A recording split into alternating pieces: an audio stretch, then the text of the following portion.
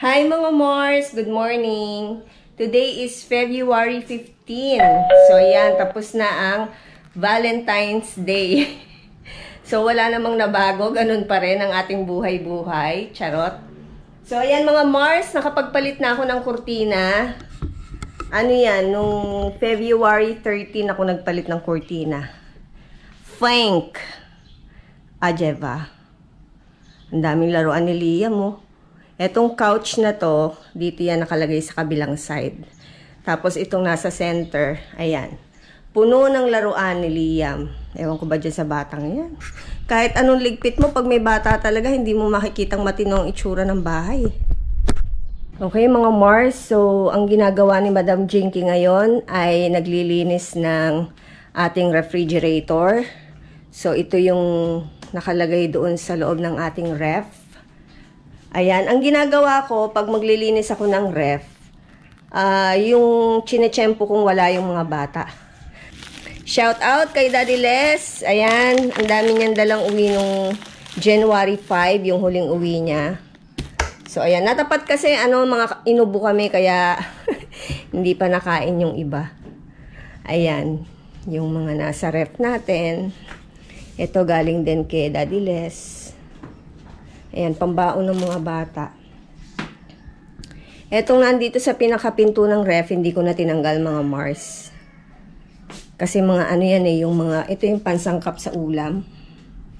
Yan, yung Knorr cube, mushroom soup, tomato paste, yung chicken curry na gata, yung natira. Hindi ko kasi nilalagay isang pack kasi kung magluto ako mga Mars, konti lang naman. Ginisa mix, mamasita, afritada mix. Ayan, breading, kung ano-ano. Tapos yung mga vitamins, tsaka gamot ng mga bata. So ayan na, ganito ang style ko mga Mars. Binubuksan ko yung ref ng ganyan, yung bukas na bukas. Tapos, para madaling matunaw yung yelo. Ayan.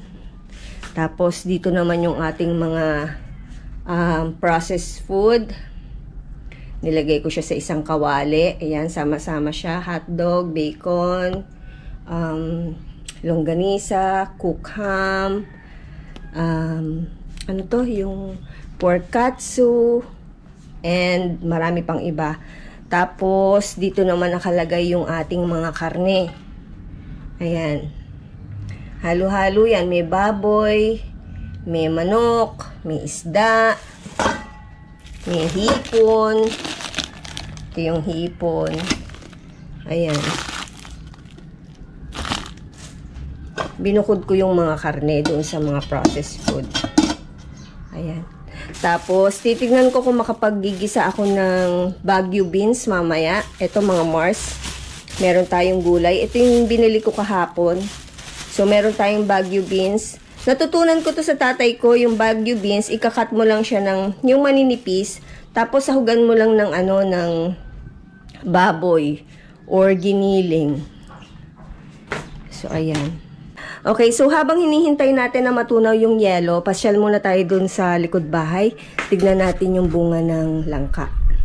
Kasi mga Mars, yung langka nung nakarang araw, nasilip ko, medyo lumalaki na yung bunga. Alam nyo yung mga ganong tanim, dapat yun, hindi dinidiligan.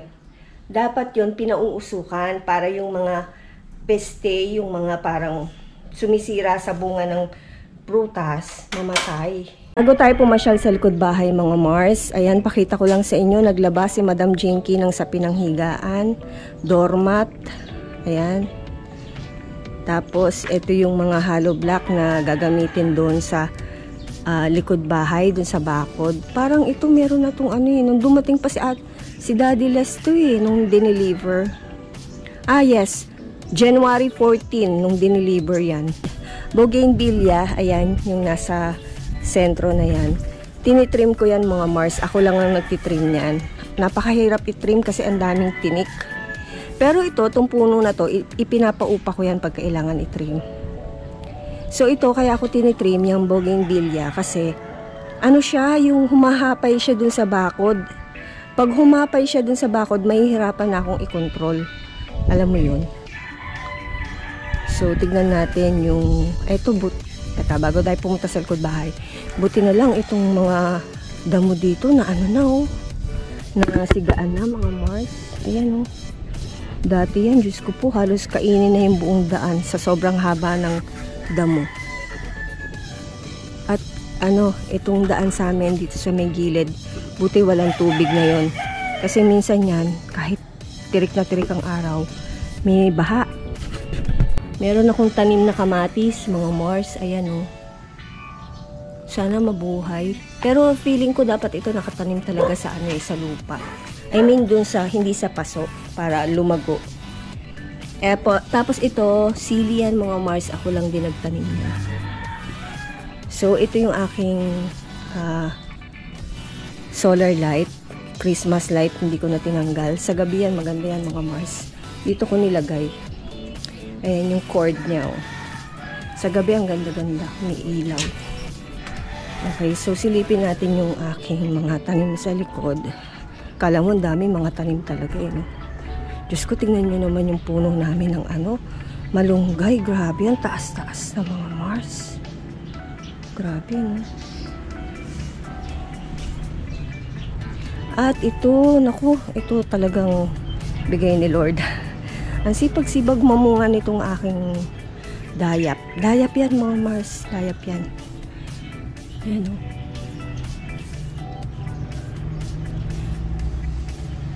So, ginagawa yung bakod namin dito mga Mars. Ayan. Merong abang. Nakikita nyo ba? Ayan. Ito talagang the best tong halaman na to. Itong puno ng dayap. Napakasipag mamunga. Tapos ito namang sa kabilang side ko ay yung aming puno ng langka. Ayan yung sinasabi ko sa inyo mga Mars. Ang dami niyang buko eh, yung maliliit na bunga. Kaya lang kasi kailangan talaga to ano eh, sinisigaan para lalong umusbong, lalong umano yung bunga niya. Ayan oh, ang lalaki. Kita niyo ba? At saka ang bunga ng langka, usually siya, makikita mo siya sa loob ng puno. So, yung nasa parang parting gitna ng puno. Hindi mo siya makikitang nakalaylay dyan sa mga bungad, hindi. Usually para siyang nakatago. Naku, merong nagbabahay na ano doon oh, sa tabi ng langka na yun. Bahay ng ibon. Ayan yung sinasabi ko, yan ang kakain ng bunga.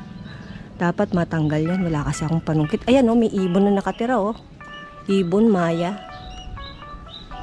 Ay, nako. At itong puno ng bonggambilya, itong kapitbahay. Lumalago na naman siya. Ayan, ang taas na naman, oh. Ang ganda niyan tignan, no? Kaya lang, yung maintenance nito mahirap. Ang hirap niyang itrim. Napakatalim ng niya, ng tinik. Grabe. And eto, hindi ko alam kung puno ng ano to. Feeling ko puno to ng santol eh.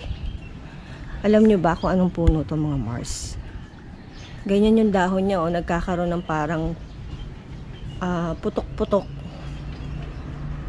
Parang santol yata ito eh. Hindi ko na matandaan. Alam ko ako nagtanim niyan eh.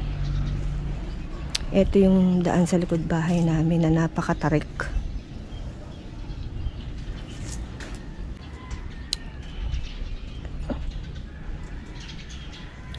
Wow, may bunga ng langka sa bandang laylayan, Mars. Oh.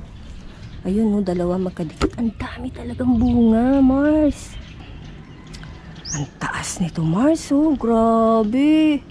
Parang kala mo bahay ni Rapunzel. Charot. Balik na ako. At yung aking naka-defrost baka tapos na. Pagkalinis ko nun, magluluto na ako ng ulam namin. Tapos 2 PM nandito na si Liam. And si Kuya Dude around 4 PM nandito na. Gawa ni Liam Boyo. Happy Valentine's Day. Wow naman. Thank you anak. Napaka-sweet ng anak ko. May pangalan niya sa likod.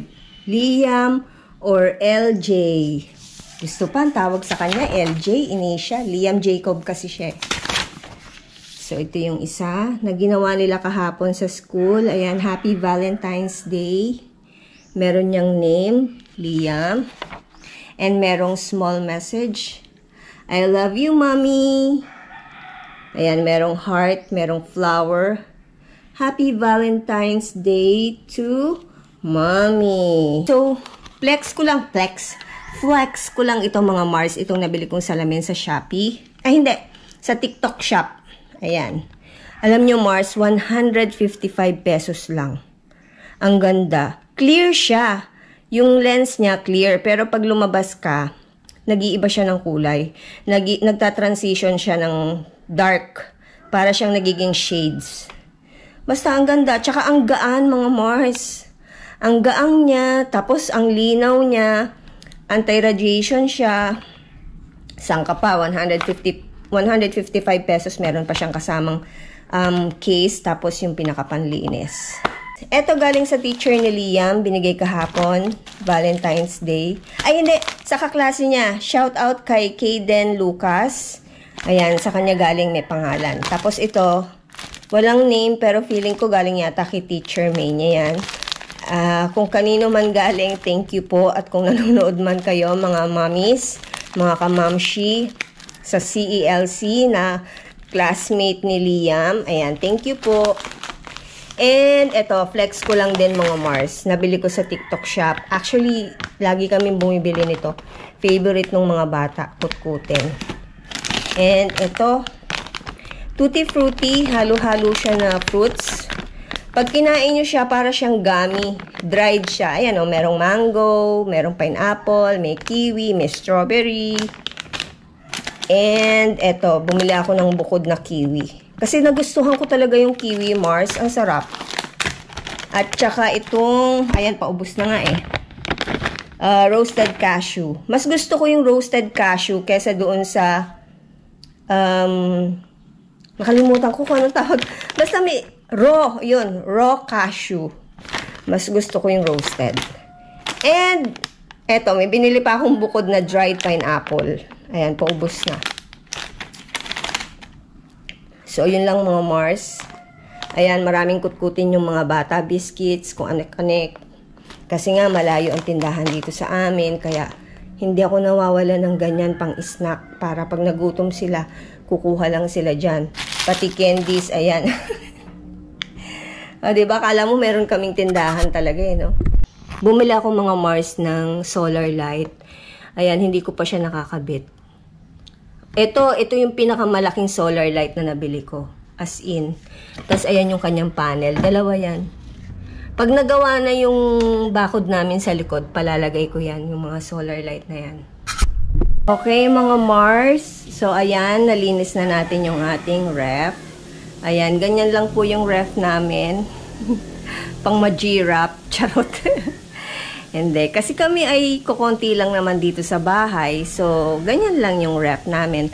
At saka yung ref na yan, kasi mga Mars, nasira na nga eh. Ano yan? Binili namin ni Daddy Les nung nagsisimula pa lang kami. Okay, so itong ating nakadikit dito eh, ito yung binili natin sa Baguio. Ito naman, hindi ko alam kung kanino galing to, kay Pei yata. Ayan, shout out kay Pei. So, ayan, nakaayos na yung ating mga buffer na coffee. Diba? Ito naman ay Nido 5 Plus. Yan, iniinom ni Liam yan. So, pakita ko sa inyo kung paano ako mag-ayos ng ref, mga Mars. Ayan. Dahil nga, hindi naman ganun kalaki yung ref natin, syempre, pinag-ubra natin ang pagkakaayos. Etong nasa papel, ano to mga Mars, yung mga gulay yan. Meron kasi akong nabasa na pagka daw nakalagay sa papel ang gulay, hindi ka agad mabubulok. So, ayan, nakaayos na mga Mars. Tcharan! Yung ating freezer. Nakalagay dito sa pinaka plastic box yung mga karne at yung mga processed food dyan nakalagay. Tapos dito naman sa ibaba sa chiller, yan yung mga nabuksan na natin. Yung mga nabuksan na natin na may natira pa. Ayan. Okay, mga Mars. So, ayan, pinakita ko lang sa inyo kung paano mag-ayos ng ref. And, ayan, nung naayos ko na yung ref natin, nakasalang na yung aming ulam. So, ang menu for today, mga Mars, ay chicken curry. So, syempre, lalagyan natin ng luya, bawang sibuyas, bell pepper, at yung ating manok. And, meron tayong gata. Eto mga Mars, meron tayong Coco Mama fresh gata. Lalagay natin sa ating chicken curry. And, meron din tayong Del Monte Quick and Easy Curry Mix. Para mas makuha natin yung lasa ng chicken curry. Ayan. Diba? Yan yung ating manok. Ano lang yan, kalahating kilo. Or kulang na kalahating kilo. Kasi katulad ngayon, ako lang naman ang kakain. So, yung mga bata, mamayang hapunan pa kakain. Kaya, hindi ako pwedeng magluto ng napakarami. Kasi, minsan, ayaw nila ng inuulit yung ulam. Madja-arty sila. So, ayan, inuna ko munang pinrito yung ating patatas. And then, aalisin natin to, isi-set aside natin. Tsaka tayo magigisa ng luya, bawang sibuyas, and then yung ating manok. Tapos, titimplahan na lang ng gata. At tsaka yung curry mix, paminta, patis, and ayun na.